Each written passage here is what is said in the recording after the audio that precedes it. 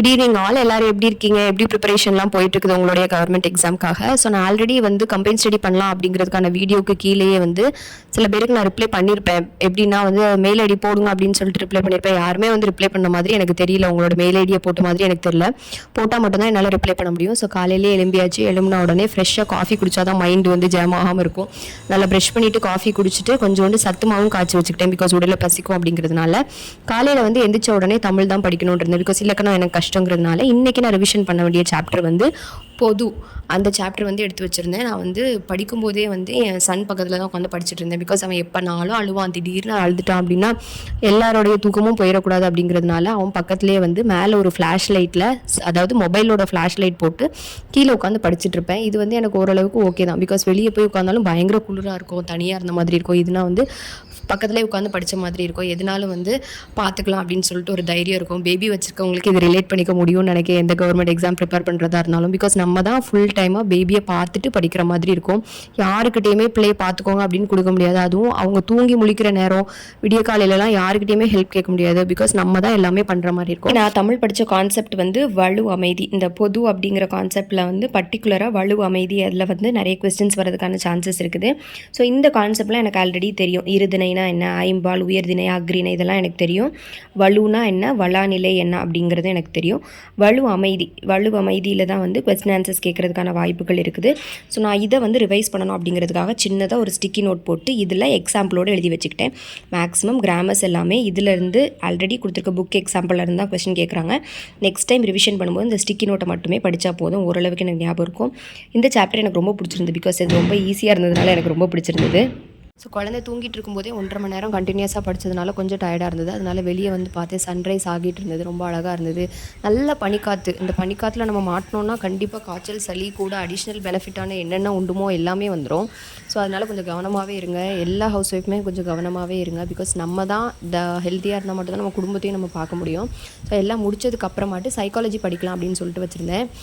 Psychology வந்து நான் professor academy follow பண்ணுறதுனால அவங்க ஆல்ரெடி கிளாஸ் எடுத்திருப்பாங்க. ரெக்கார்டட் கிளாஸை நான் மறுபடியும் போட்டு பார்க்குற மாதிரி இருக்கும். எனக்கு வந்து பேபி வச்சுட்டு லைவ் கிளாஸஸ்லாம் அட்டன் பண்ண முடியாது. அவங்கள எப்போ கவனிக்கணும் அந்த மாதிரி தான் இருக்கிறதுனால நான் எப்போவுமே ரெக்கார்டட் கிளாஸ் தான் ப்ரிஃபர் பண்ணுவேன். இன்றைக்கி வந்து யூனிட் 1 தான் வந்து நடத்திட்டு இருந்தாங்க.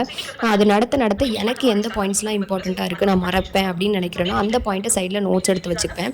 அதுக்கப்புறம் அந்த பாயிண்ட்டையும் மறுபடியும் ரிவிஷன் பண்ணும்போது எனக்கு கொஞ்சம் இதாக இருக்கும். பிகாஸ் எல்லா பிடிஎஃப்ல உள்ள எல்லாத்தையுமே வந்து எழுதி வைக்கிறது என்னை பொறுத்தளவுக்கு வேஸ்ட் ஆஃப் டைம். ஸோ இந்த கிளாஸ் வந்து 1 hour 30 minutes ஆச்சுது. ஸோ பாதி கிளாஸ் பார்த்துட்டு இருக்கும்போதே என் பையன் முடிச்சிட்டான். அதுக்கப்புறம் நம்ம அவனை தான் பார்க்க வேண்டியது இருக்கும். ஸோ அதுக்கப்புறம் இவனெல்லாம் பார்த்து முடிச்சுட்டு கொஞ்சம் வந்து ரெடிமேட் மிக்ஸ் மாதிரி நம்ம அரிசி, பருப்பு வகைகள் எல்லாமே சேர்த்து போட்டு ஒரு பாட்டில் அடைச்சி வச்சுக்கிட்டு அப்படின்னா ஒரு 2 ஸ்பூன் பல்காக நம்ம எடுத்து போட்டுக்கிட்டோன்னா அவங்களுக்கு சாப்பாடு கொடுக்குறதுக்கு ஈஸியாக இருக்குங்கிறதுக்காக அப்படி பண்ணியிருக்கேன். இது போக காய்கறி, கீரைகள்லாம் தனியாக கொடுப்பேன். விஷயத்துலலாம் டைமை குறைக்க முடியுமோ அதெல்லாம் குறைச்சி தான் டைமை மெயின்டைன் பண்ண வேண்டியது இருக்குது. சைக்காலஜியில் இப்போ கரண்ட்டாக வந்து ஃபஸ்ட் யூனிட்டில் இருக்கக்கூடிய டைமென்ஷன்ஸ் ஆஃப் டெவலப்மெண்ட் வந்து எடுத்துகிட்டு இருக்காங்க. டைமென்ஷன்ஸ் ஆஃப் டெவலப் அப்படின்னா ஒரு குழந்தை பிறந்ததுலேருந்து இறக்கும் போது வரைக்கும், பெரிய மனுஷனாகி இறக்குற வரைக்கும் என்னென்ன டைமென்ஷன்ஸ்லாம் டெவலப்மெண்ட் நடக்கும் அப்படின்னு வந்து சொல்லியிருக்காங்க.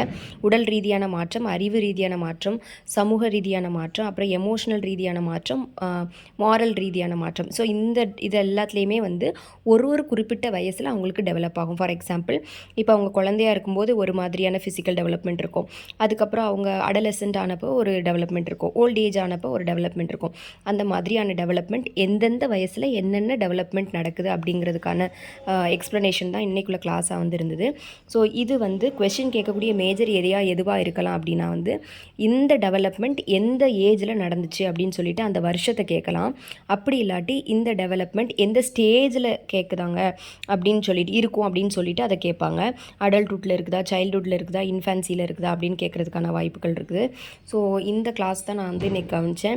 இது வந்து ஒரு குழந்தைய நம்ம வந்து ஆல்ரெடி ரிலேட் பண்ணி படித்தோம் அப்படின்னா கொஞ்சம் ஈஸியாக இருக்கும். ஓரளவுக்கு எல்லாமே ஈஸியாக இருக்கிற மாதிரி தான் இருக்கும் நம்ம புரிஞ்சு படித்தோம் அப்படின்னா. இதில் வந்து இயர்ஸ் இருக்குல்ல, இது வந்து டிஸ்க்ளைமர் சொல்லி தான் சொன்னாங்க. என்னென்னா ஒவ்வொரு புக்கில் ஒவ்வொரு மாதிரி இருக்கும். நம்ம வந்து நிறைய புக்ஸில் படிக்கிறதுக்கான சான்ஸ் இருக்குது. ஆனால் 1-2 வயசு முன்ன பின்ன இருக்கலாம். இப்போ நான் வந்து 11 to 20 எழுதியிருக்கேன்னா சில புக்கில் 11 to 19 இருக்கலாம்.